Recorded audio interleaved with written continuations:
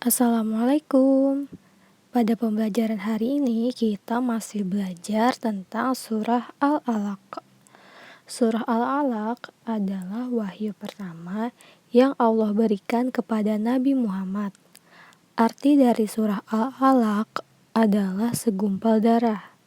Surah Al-Alaq berisi tentang dari apa manusia diciptakan dan ancaman Allah kepada orang-orang yang menghalangi Nabi Muhammad dan pengikutnya untuk melakukan sholat.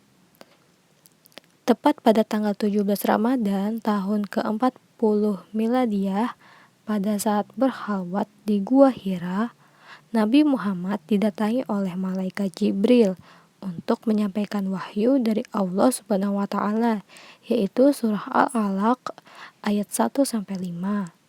Peristiwa turunnya ayat pertama ini sebagai awal resmi Muhammad diangkat menjadi nabi dan rasul Allah pada usia 40 tahun. Perhatikan surah Al-Alaq berikut ini. Anak-anak pasti sudah tahu kan surah Al-Alaq? Semoga anak-anak sudah hafal ya. Baik, Ibu akan mempraktekkan pembacaan surah Al-Alaq. Silahkan disimak dan diperhatikan ya. A'udzu billahi minasyaitonir rajim. Bismillahirrahmanirrahim. Iqra bismi rabbikal ladzi khalaq. Khalaqal insana min 'alaq. Iqra wa rabbukal akram. Alladzi 'allama bil qalam. 'Allamal insana ma lam ya'lam. Kalla innal insana layatgha. Ara'ahu istaghna. Inna ila rabbikar ruj'a. Ara'aital ladzi yanha 'abdan idza shalla. Ara'aita in kana 'alal huda aw amara bittaqwa. Ara'aita in kadzdzaba wa tawalla. Alam ya'lam bi annallaha yara. Kalla la illam yantahi lanasfa'an bin nasiyah. Nasiyatin kadzibatin khati'ah. Falyad'u nadiyah. Sanad'u zabaniyah.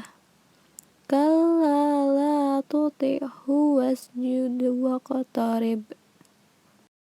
Berikut ini adalah terjemahan dari surah Al-Alaq.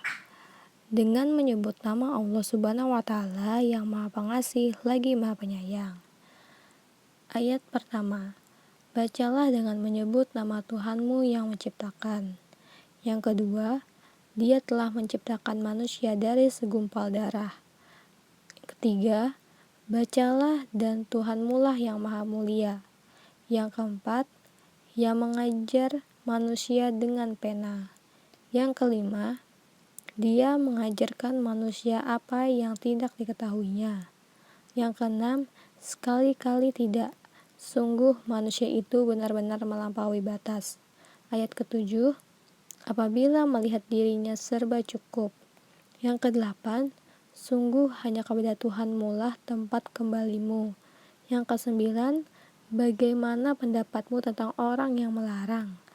Yang kesepuluh, seorang hamba ketika dia melaksanakan sholat.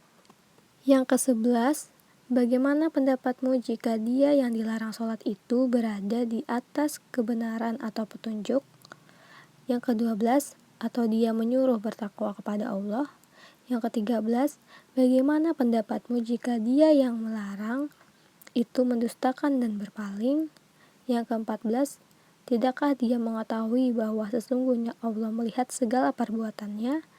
Yang ke-15, sekali-kali tidak.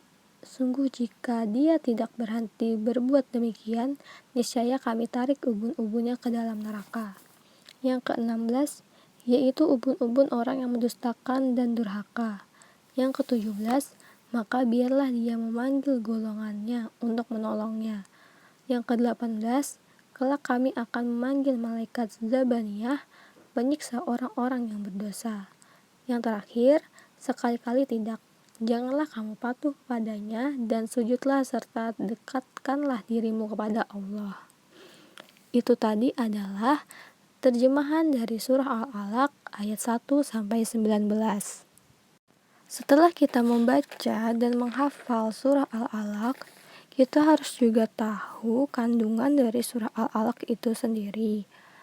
Surah Al-Alaq adalah surah yang ke-96, yaitu setelah surah At-Tin dan sebelum surah Al-Qadar, yang di dalamnya terdapat wahyu yang pertama kali turun, yaitu ayat 1-5. Ayat ini turun bertepatan dengan malam 17 Ramadan.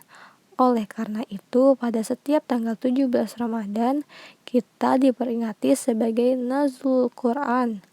Semua ayat turun di Mekah, maka disebut surah Makkiyah. Dinamakan Al-Alaq karena diambil dari ayat kedua.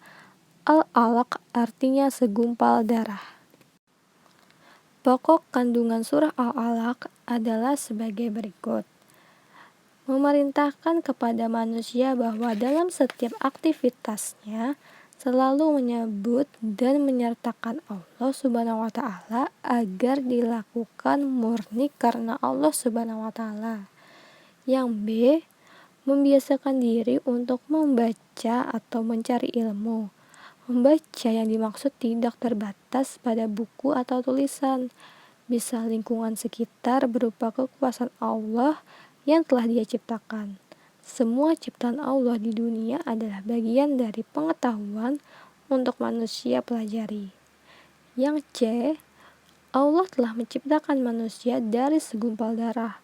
Namun kebanyakan manusia telah melupakan nikmat Allah yang melimpah di dunia. Segala sesuatu hanya milik dan akan kembali kepada Allah. Sudah sepantasnya manusia sujud kepada Allah.